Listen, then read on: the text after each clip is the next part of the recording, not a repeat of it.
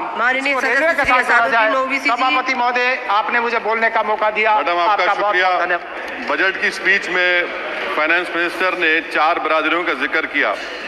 भारत की सबसे बड़ी अक़लियत मुसलमान है 17 करोड़। मैं हुकूमत से जानना चाहता हूं कि क्या 17 करोड़ मुसलमानों में गरीब नहीं है, नौजवान नहीं है, किसान नहीं है, ख़वातीन नहीं है? वतन अजीज़ में सबसे गरीब मुसलमान है, सबसे ज़्यादा नाखवानगी मुस्लिम ख़वातीन में। AIDS और PLFS का डेटा ये बताता है कि मुसलमानों में सबसे कम असासे है और कंजम्पशन लेवल दूसरे मजहबी ग्रुपों के बनिस्बत सबसे कम है। तालीमी इदारों में मैडम 15 और 24 साल की उम्र में भर्ती एनरोलमेंट में मुसलमानों की सिर्फ 29%, शेड्यूल कास्ट की 44%, हिंदू OBC की 51% और हिंदू अपर कास्ट की 59% है। हायर एजुकेशन मुसलमानों का एनरोलमेंट सिर्फ 5% है। PLFS का 2018-19 का डेटा विज एम्प्लॉयज बताता है कि मुसलमान 22% थे, 2022-23 में 15% हो चुका है।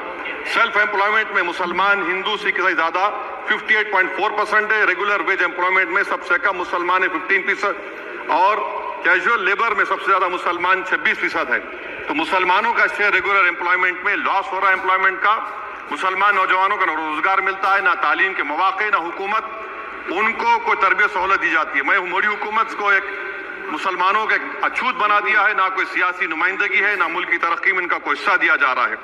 मैं मैडम माइनॉरिटी वेलफेयर मिनिस्ट्री में 2023-24 में 38% की बजट में कमी कर दी गई, 5,000 से 3,000 करोड़ कर दिया गया। इस साल के बजट में सिर्फ चंद 100 करोड़ का इजाफा किया गया, मगर 23-24 के बजट के लेवल पर पैसे मुख्तसर नहीं किए गए।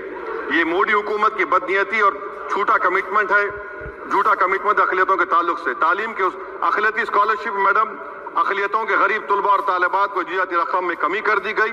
2019 में मोदी ने कहा था कि 1 करोड़ स्कॉलरशिप दिए जाएंगे, अब सिर्फ 58 लाख दिए जा रहे हैं।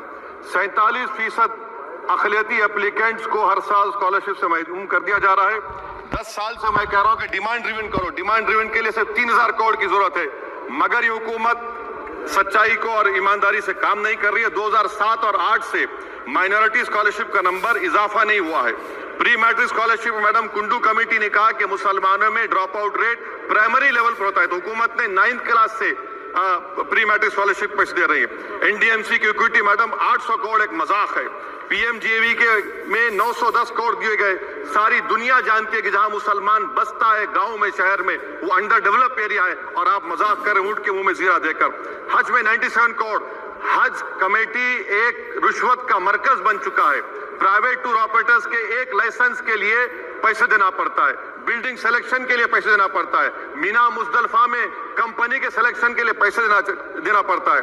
मैं हुकूमत से मुतालबा करता हूं कि खत्म किया जाए और CBI से इंक्वायरी करवाई जाए। मोदी हुकूमत को अक़लियतों बिल्कुल मुसलमानों से नफरत को खत्म करना पड़ेगा। मुसलमानों को उनका दस्तूरी हक मिलना चाहिए। आप कैसे विकसित भारत बनाएंगे अगर 17 करोड़ मुसलमान नफरत करेंगे? मैडम, पूरी स्पीच में फाइनेंस मिनिस्टर के बच्चों का जिक्र नहीं है। आज हमारे देश में 66 लाख बच्चे रोज भूखे सोते हैं।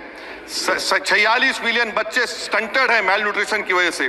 25 मिलियन बच्चे वेस्टेड हैं। मासूम बच्चों की ये बदकिस्मती और बदबख्ती है कि एक शख्स चाय बेचकर वजीर आजम बन गया। LTC long term capital gain tax madam was decreased from 20 to 12.5%. However, the indexation benefit has been removed and won't apply to any property purchased after 2001. This will be detrimental to the growth of real estate, limit household capital formation and impact employment generation in construction sector. This change in LTCG is a quasi-wealth tax on household, particularly the middle class. Internship programme madam 5 साल में आप 1 करोड़ लोगों को intern कराएंगे, यानी एक company को 4,000 लोगों को ट्रेन करना पड़ेगा। मुझे बताइए क्या ये बड़ी कंपनी का माने क्या है? It is unachievable. Will it be based on market cap, revenue, employ size? May be prime minister Modi is saying to Agniveer to do internship after 4 years of service in armed forces. Madam, 21 billion people have given up all hope and stopped looking for jobs.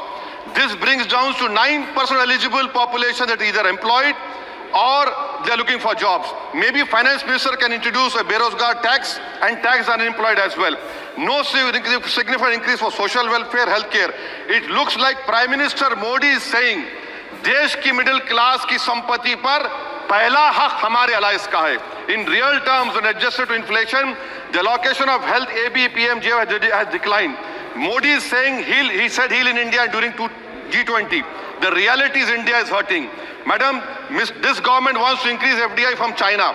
Is the Prime Minister not concerned that our armed forces cannot patrol 26 patrolling points out of 65 in Ladakh? Maybe the Prime Minister wants the Chinese monopoly Indian markets. Import from China have crossed 101 billion 2024. Prime Minister Modi says, Khelo India. But in reality, the budget has shown that Modi government policy is Jhelo India. Gharib, middle class, farming, city dwellers, men and women, sab Modi ko jhel rahe hain. Madam, in the current financial year, in February 5th, 15,993 MSMEs have been closed. Total MSCs closed have 35,680. Andhra Pradesh bifurcation. This parliament passed a law. For last 10 years, Modi government has shown their intellectual dishonesty in not giving ITR, IIM, Bayaram Steel Factory, Railway Corridor Hazipet, recognition of Palmaru as National Irrigation Project. This shows intellectual dishonesty of this government. Madam, I end my speech by quoting a famous poet, and I'm amending certain verses. 133 crore इंसानों, जिंदगी से बेगानों, सिर्फ हुक्मरानों ने हक तुम्हारा छीना है. खाक ऐसे जीने पर ये भी कोई जीना है. बेशऊर भी तुमको बेशऊर कहते हैं. सोचता हो ये नादान कैसे हवा में रहते हैं. 133 करोड़ इंसानों, कब तक ये खामोशी?